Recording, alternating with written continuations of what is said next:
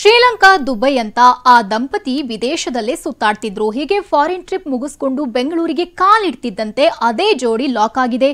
ಕುದುರೆ ಓಡಿಸೋ ಜಾಕಿಗಳನ್ನೇ ಟಾರ್ಗೆಟ್ ಮಾಡಿ ದಂಪತಿ ವಂಚಿಸಿದ್ದು ಹೇಗೆ ಅನ್ನೋ ಸ್ಟೋರಿ ಇಲ್ಲಿದೆ ನೋಡಿ.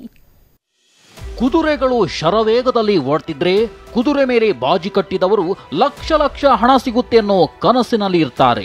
ಇಲ್ಲಿ ಕುದುರೆ ಮೇಲೆ ದುಡ್ಡು ಹಾಕಿದ ಕೆಲವರು ಶ್ರೀಮಂತರಾದ್ರೆ ಮತ್ತೆ ಕೆಲವರು ಬೀದಿಗೆ ಬೀಳ್ತಾರೆ. ವಿಷಯ ಅಂದ್ರೆ ಈ ಕುದುರೆಗಳನ್ನ ಮುನ್ನಡೆಸೋ ಜಾಕಿಗಳು ಬಾಜಿ ಕಟ್ಟದಿದ್ರೂ ಈ ದಂಪತಿಯ ಆಟಕ್ಕೆ ಬೀದಿಗೆ ಬೀಳುವಂತಾಗಿದೆ.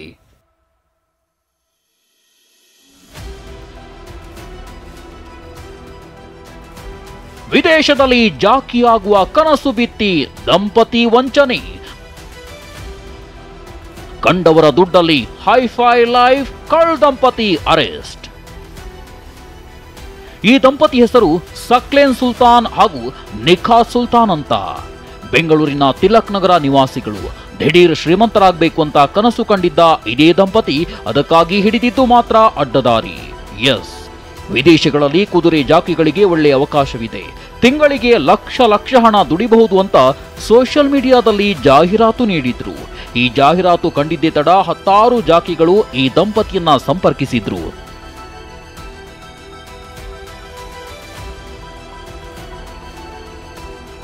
ವೀಸಾ ದಾಖಲೆ ಹೆಸರಲ್ಲಿ ಲಕ್ಷ ಲಕ್ಷ ಹಣ ದೋಖಾ. 2,64,00,000 ವಸೂಲಿ, ಕೈಗೆ ಬಂತು ನಕಲಿ ವೀಸಾ.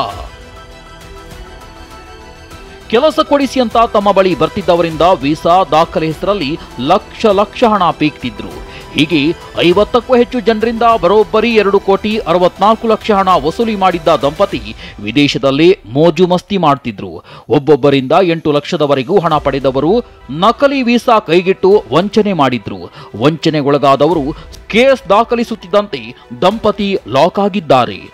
ಆ ದೇಶಗಳಿಗೆ ಹೋಗ್ಲಿಕ್ಕೆ ಅವರಿಗೆ ವೀಸಾಗಳನ್ನು ಮಾಡಿಸ್ಕೊಡ್ಬೇಕು ಅಂತ ಹೇಳಿ ಅವ್ರ ಹತ್ರ ಕೇಳಿ ಪ್ರತಿಯೊಂದು ವೀಸಾಗೆ ಸುಮಾರು 8 ಲಕ್ಷದಷ್ಟು ಹಣವನ್ನು ಅವರು ಕೊಟ್ಟಿರ್ತಕ್ಕಂತಹ ವೀಸಾಗಳೇನಿದೆ ಅದು ನಕಲಿ ಅಂತ ಹೇಳಿ ಈ ಇಬ್ಬರು ಆರೋಪಿಗಳನ್ನು ಪೊಲೀಸರು ಅವರನ್ನು ಬಂಧಿಸಿ ಅವರಿಂದ ಈ ಎಲ್ಲ ಏನು ವಸ್ತುಗಳಿದ್ದಾವೆ, ಕಾರುಗಳು, ಬೈಕ್ಗಳು ಮತ್ತು ಚಿನ್ನಾಭರಣ ಮತ್ತು ನಗದು ಹಣ ಅವುಗಳನ್ನೆಲ್ಲ ವಶಪಡಿಸಿಕೊಂಡಿದ್ದಾರೆ.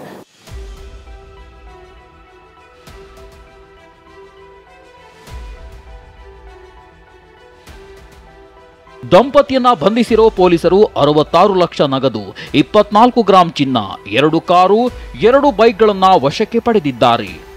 ಪ್ರಜ್ವಲ್, TV9 ಬೆಂಗಳೂರು.